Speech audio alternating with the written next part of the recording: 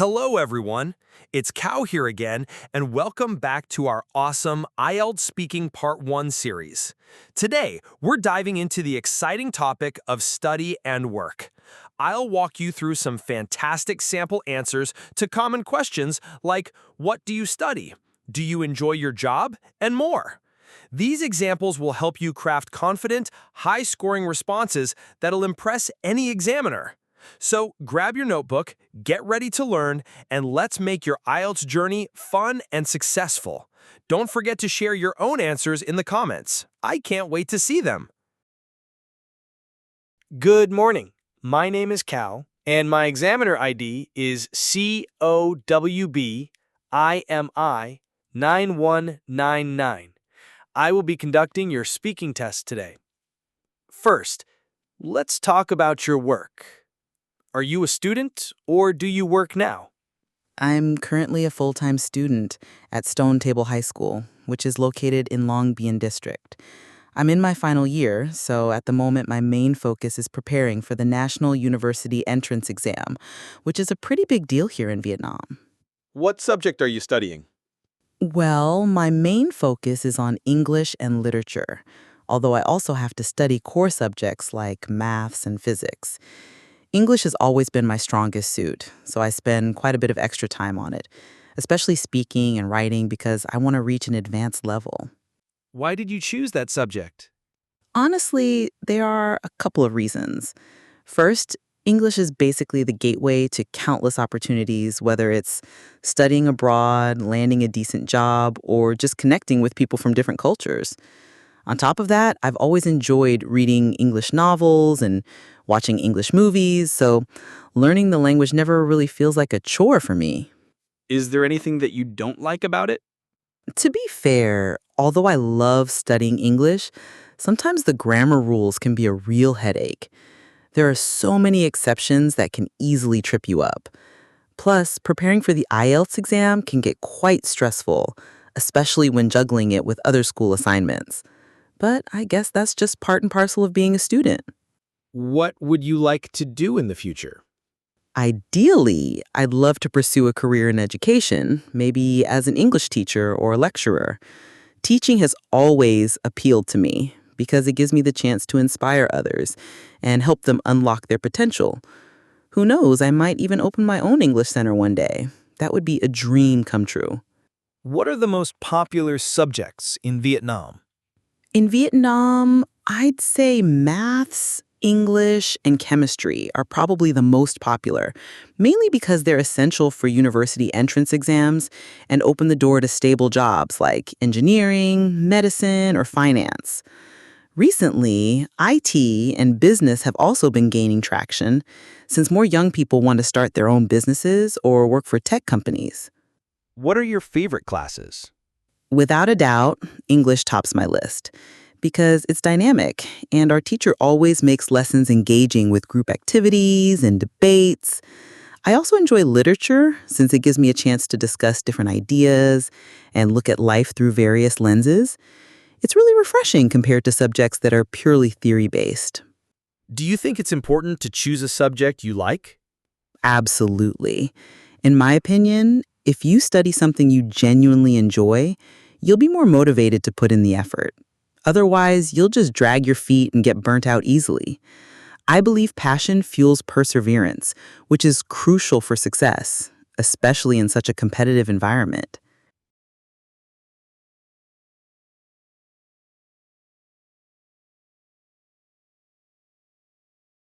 Okay, it's time to break it down. Right from the get-go, notice the confidence and natural flow. This isn't just a simple statement, it's a well-rounded introduction. Full-time student. This is a very natural and common collocation, fixed phrase, used to refer to a student attending school or university full-time. Example, I'm a full-time student at university. Main focus is preparing for, a strong collocation. Instead of saying, I mainly prepare for, this phrasing is more formal and coherent, demonstrating good sentence structuring ability. Example, my main focus is preparing for the upcoming presentation. Pretty big deal. This is an informal but very effective idiom. It conveys the meaning of very important or a significant matter in a natural, native-like way, avoiding stiffness. Example, getting into that university is a pretty big deal for him. The second answer continues to deliver high-quality language. Main focus is on a consistent and effective collocation from the previous answer, showing natural and consistent word choice. Example, her main focus is on improving customer satisfaction. Core subjects, a precise collocation used to refer to compulsory or fundamental academic subjects. Example, history and geography are core subjects in high school. Strongest suit, a great idiom, meaning one's greatest strength or talent. Using this idiom makes your speech sound much more natural and sophisticated. Example, public speaking is definitely his strongest suit. Spend quite a bit of extra time on it. A natural and fluent collocation expressing the act of dedicating a significant amount of additional time to something. Example, I had to spend quite a bit of extra time on the report to make sure it was perfect. Now, let's take a quick look at the answer for the third question. Why did you choose that subject? First, notice the phrase, basically the gateway to countless opportunities. This is a powerful figurative expression.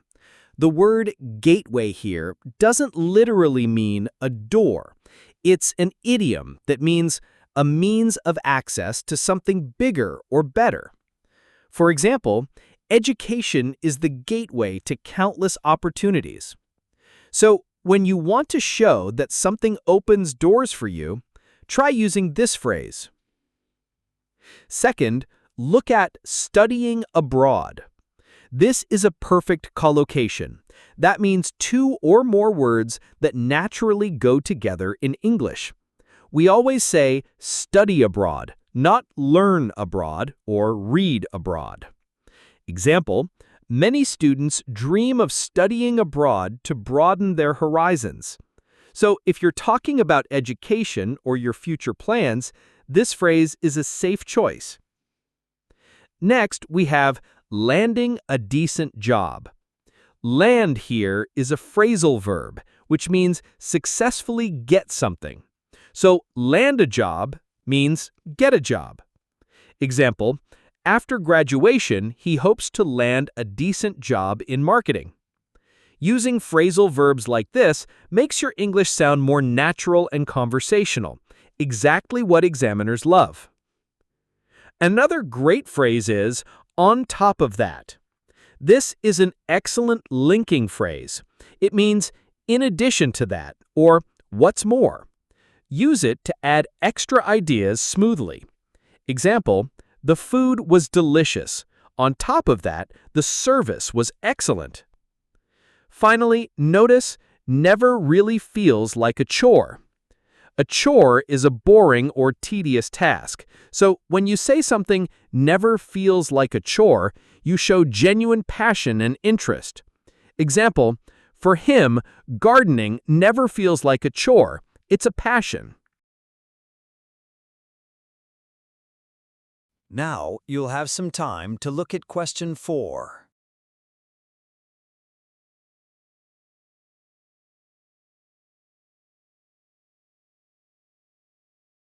First, we see to be fair. This is a discourse marker. It helps you introduce a balanced idea, often to soften criticism. Example, to be fair, the movie wasn't terrible, just a bit slow. Using these natural linkers helps your speech flow smoothly, which is important for your fluency and coherence band. Next, a real headache. This is a common idiom that means something very annoying or difficult to deal with. Example, dealing with all the paperwork is a real headache. When you use idioms naturally and correctly, you push your lexical resource score up. Then we have trip you up. This is a fantastic phrasal verb. It means to cause someone to make a mistake. Example, be careful with those tricky questions. They might trip you up. Good phrasal verbs show you know how to speak naturally and conversationally. Look at juggling it with. This is an advanced way to say you're managing multiple tasks at once. Example, she's juggling a full-time job with her studies. So instead of saying, I'm busy, say, I'm juggling my job with my family. Much more impressive. Finally, part and parcel of. This is an idiom meaning something is an unavoidable or essential part of something. Example, long hours are part and parcel of working in this industry. Using phrases like this makes your answers idiomatic and sophisticated, just what an examiner wants to hear at band 7+. Now look at question 5.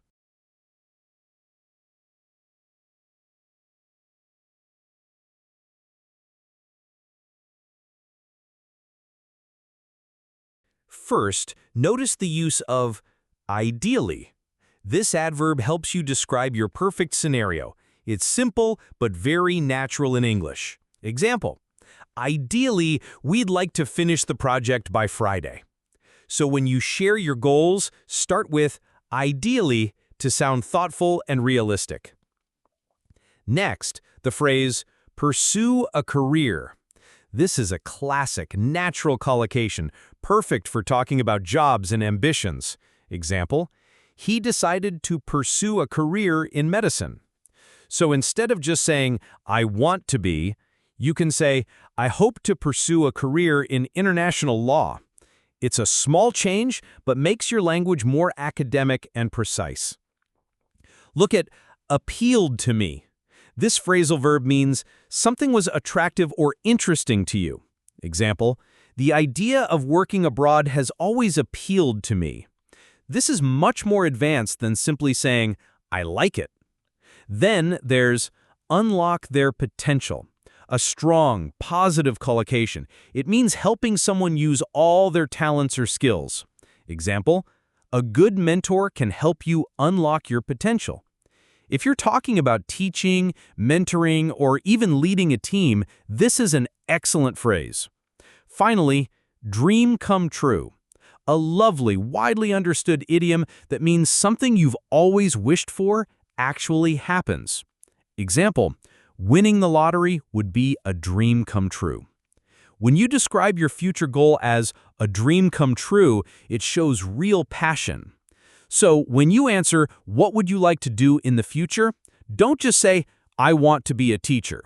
Upgrade it to something like, ideally, I'd love to pursue a career in education because helping students unlock their potential has always appealed to me. It would be a dream come true. Let's move on to question 6.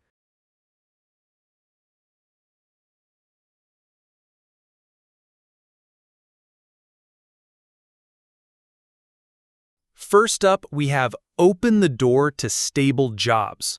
This is a brilliant idiom. When you say something opens the door to something else, you mean it creates an opportunity. Example, a good education can open the door to stable jobs. In Ielts, use this when talking about why students choose certain majors. Many choose engineering because it opens the door to stable jobs. Next is gaining traction. This is a high-level idiom, meaning something is becoming more popular or accepted over time, perfect for describing trends. Example, the new product is slowly gaining traction in the market. So instead of just saying, it's popular, say, this field is gaining traction among young professionals. Now it's time for question 7.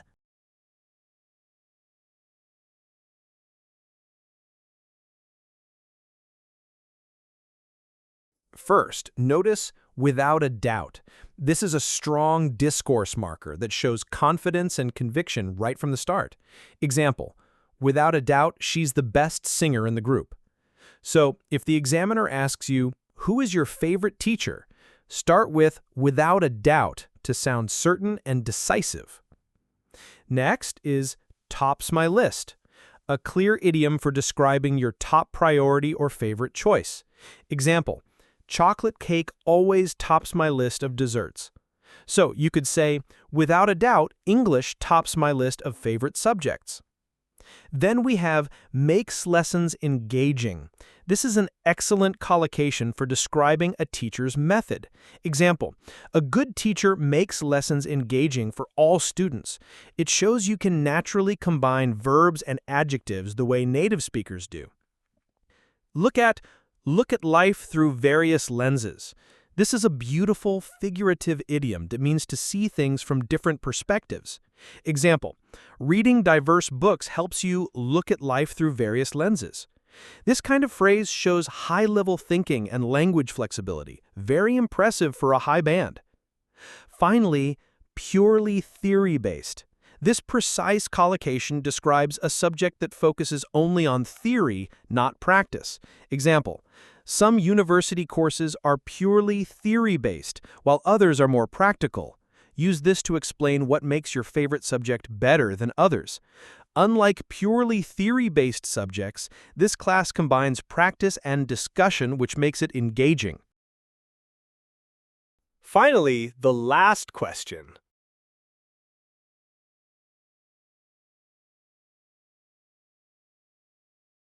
First, notice put in the effort. This is a natural, everyday collocation, and much stronger than just saying try. Example, you need to put in the effort if you want to see results. So instead of I try hard to study, say I always put in the effort to get good grades. Next, we have drag your feet, a very handy idiom meaning to delay doing something because you're reluctant or unmotivated. Example, he's been dragging his feet on this project for weeks. So you could say, some students drag their feet when it comes to doing homework. It's simple, but shows you can use idioms naturally. Then, get burnt out, a phrasal verb you can use to describe feeling exhausted or demotivated due to too much work or stress. Example, working too many hours can lead to getting burnt out. Use it to explain why balance is important. Without enough rest, students easily get burnt out. Look at passion fuels perseverance.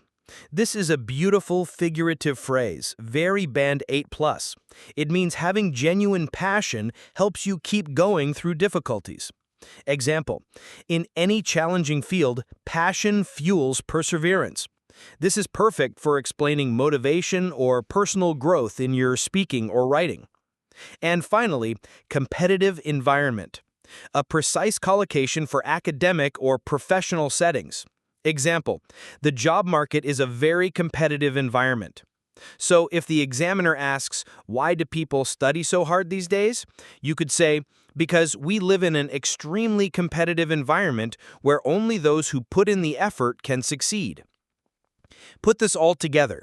Instead of saying, people work hard because life is hard, you can upgrade it to, nowadays, people must put in the effort and stay motivated because we live in a highly competitive environment. If they drag their feet or get burnt out, they'll fall behind. But for many, passion fuels perseverance and keeps them going. Much richer, more vivid, and exactly the kind of complex language that pushes you into the band 7 to 8 range for lexical resource and fluency. Before this video comes to an end, listen to this answer and find some useful phrases for yourself. Good luck, and feel free to comment your own answer in the comment down below. Are you a student or do you work now? I'm a high school student at Stone Table High School in Long Bien District. Right now, my main priority is doing well in my final year so I can secure a place at a good university. What subject are you studying? Well, I'm focusing mainly on English, literature, and a bit of IT. English is my favorite because I see it as a ticket to bigger opportunities, while IT is useful since everything is digital these days. Why did you choose that subject? Honestly, I've always been fascinated by languages. I love how English connects people from different backgrounds. Plus, I'd like to travel or work abroad one day, so mastering English is a no-brainer for me. As for IT, I chose it because technology is constantly evolving, and it's always good to stay ahead of the game. Is there anything that you don't like about it? Well, Even though I enjoy English overall, sometimes preparing for exams like Ielts can be nerve-wracking. There's so much to cover: vocabulary, grammar, pronunciation, and sometimes it feels never-ending. But I suppose that's just part of the learning curve. What would you like to do in the future?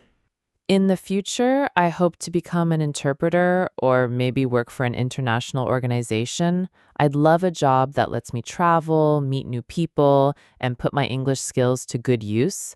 That's kind of my dream career path at the moment. What are the most popular subjects in Vietnam? I'd say the top ones are definitely maths and English, mainly because they're vital for university entrance exams. Besides that, subjects like chemistry and biology are popular among students aiming for medical school, while IT is becoming a hit due to the tech boom. What are your favorite classes? I really enjoy English because my teacher uses lots of interactive activities like debates and role plays, which keep things interesting. I also like IT classes because they're hands-on. I get to design simple websites or edit videos, which is a nice break from theory-heavy subjects. Do you think it's important to choose a subject you like? Without a doubt, when you like what you're studying, you naturally put in more effort and don't mind the extra hours. But if you choose something just because it's popular, you might end up feeling miserable down the line. What work do you do? I don't have a job at the moment, but I do help out with some freelance translation whenever I have time. It's not regular work, but it does give me a taste of what it's like. Why did you choose to do that type of job? Well, translation is closely related to what I want to do in the future. It helps me improve my vocabulary and exposes me to real life contexts that textbooks don't always cover. Plus, it's quite satisfying to see your work actually being used. Do you like your job? I wouldn't call it a full-time job yet, but I do enjoy it. It's challenging but rewarding. Sometimes you have to rack your brain to find the best way to convey meaning accurately. What do you like best about your job? What I appreciate most is that I'm learning and earning a bit of pocket money at the same time. It also gives me a sense of independence, which I really value. Do you miss being a student? Since I'm still studying, not yet, but I'm pretty sure when I start working full time, I'll look back and wish I'd appreciated this time more. Do you prefer to work in the morning or the afternoon? I'm more productive in the morning. I like getting things done early so I can relax or hang out with friends later in the day. Have you changed your work before? Not yet, but I'm open to trying different things in the future. I think it's good to gain experience in different fields to see where your strengths truly lie.